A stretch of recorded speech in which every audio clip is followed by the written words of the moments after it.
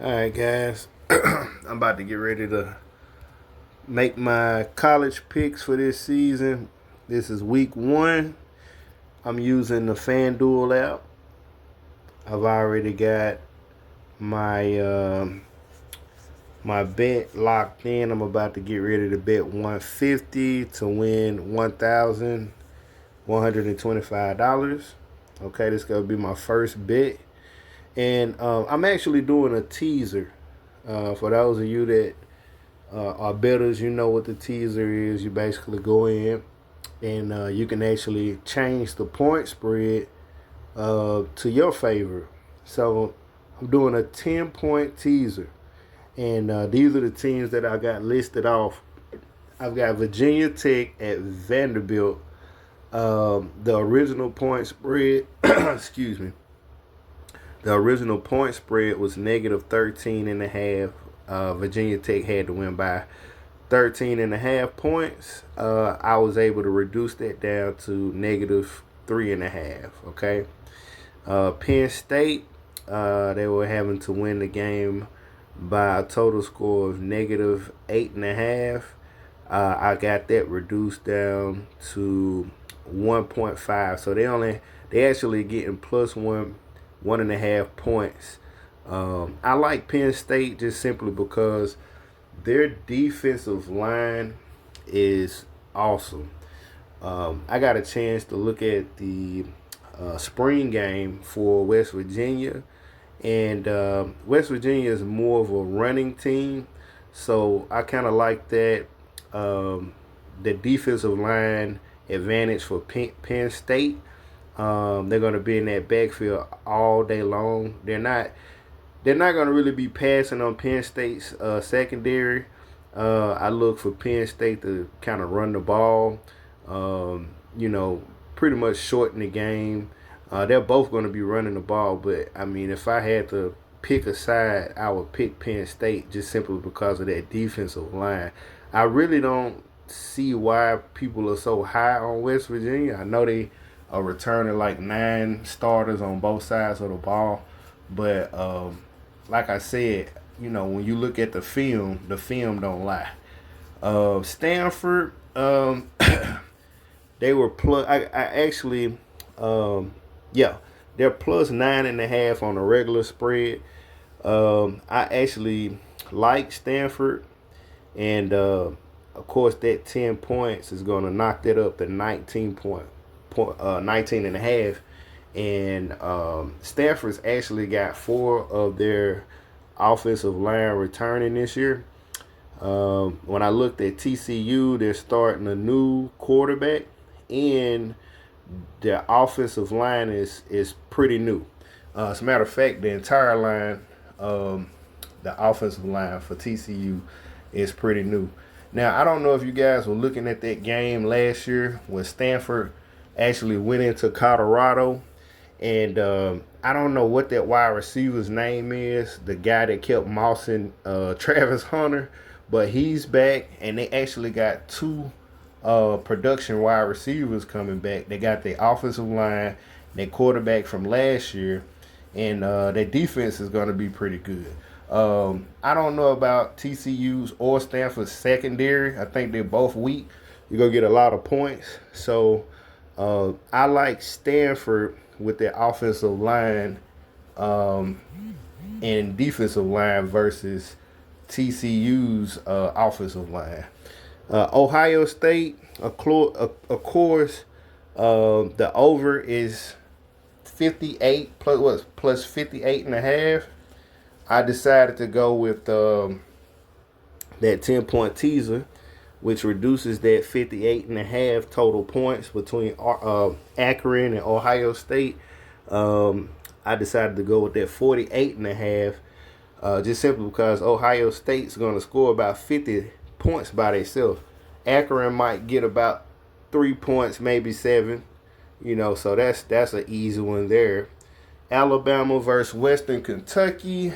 The original, the original overall between Western Kentucky and Alabama is 59 and a half. I got that reduced down to 49.5. Now I really like this one. Although Western Kentucky is no match for Alabama, they still can move the ball. I can see them scoring at least 10, 14 points in the out the halftime, because Alabama's got to get ready for Wisconsin next week. So they're actually hitting the road. So they're gonna pretty much run up the score in the first half, and allow some of their second string players to play. So that's gonna allow Western Kentucky to come right on in, score about 14, 16 points. And Western Kentucky is actually a good passing team.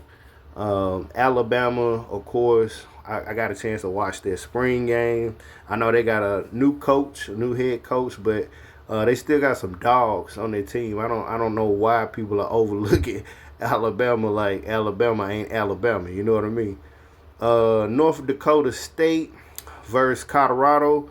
I might do a Colorado money line, but North Dakota State, they know that Colorado's got some good receivers, and that secondary won't really match up. So I look for North Dakota State to run the ball. That's what they do. That's what they're known for. You know, they've pretty much solidified their spot in the game. They've been winning championships for a while. I think last year, the last 2 years were the first 2 years they haven't won. They've been winning since 2015, last I checked. So they're not no cupcake team, you know. And Colorado, they couldn't defend the run last year, but I think they did fix that. So we'll see what Colorado does tonight. I'm kind of excited about that. But as you can see, the spread they were giving them, North Dakota State 9.5. Now you know, you guys that's in my Madden group, I love to run the ball. And running the ball is sometimes the best defense, because, you know, that clock is just tick, tick, ticking.